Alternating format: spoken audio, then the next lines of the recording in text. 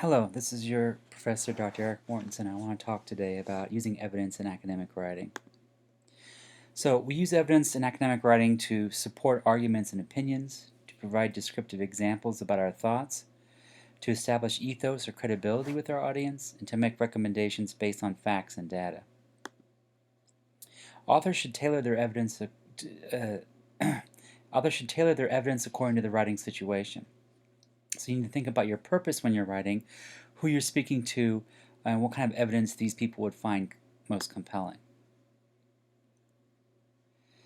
So you also want to demonstrate a diversity of knowledge and breadth of knowledge when making your arguments, so that people don't think that you're basically cherry picking like your arguments and not listening to all the facts or looking at all the possible opinions that are out there.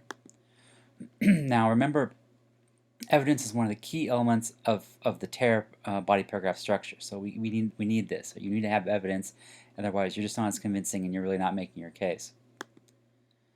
Okay, there's basically two types of evidence here in academic writing. You have primary and secondary.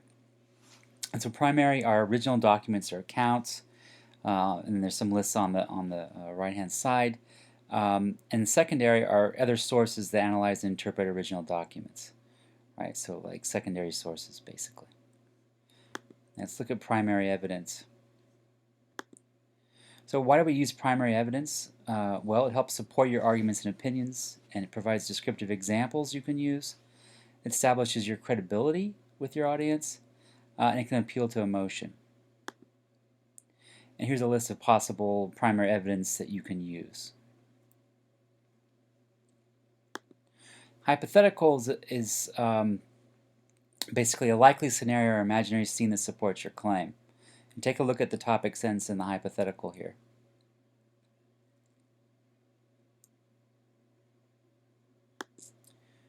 And here's a practice.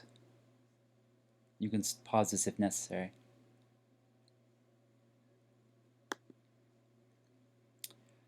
Analogy, if this is a comparison of two ideas, objects, events, or actions, you take a look at the left and the right, you get an idea of what we're talking about.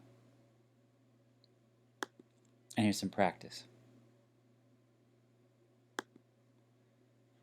Anecdote is a short story or narrative that relates to the topic.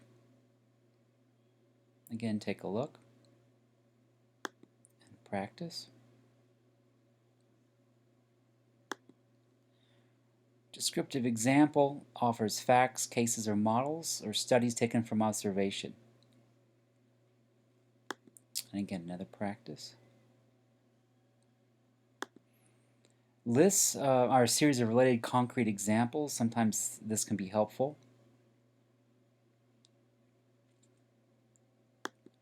And here's a practice.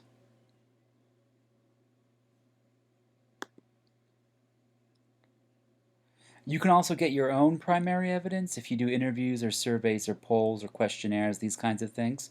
Then you can have direct. You're basically the source, right? And that's could be useful as well.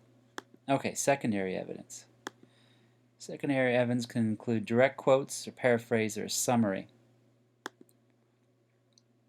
A direct quote is basically a verbatim copy of another's words, right? And this is a way of showing your knowledge, showing the fact that you've done the research, and help build an aura of authority around your work. A paraphrase is a rewording of another's words and ideas. And this is sometimes necessary just because it's too long to quote somebody at length. You sometimes have to just paraphrase what they're saying, but it still gives the reader a sense that you've done the homework and you know what you're talking about. And then finally, summary is a shortened account of another's words or ideas. And again, this is a way of displaying writing breadth and depth of knowledge on the subject. Okay, if you have any questions, please ask me, and good luck with your work.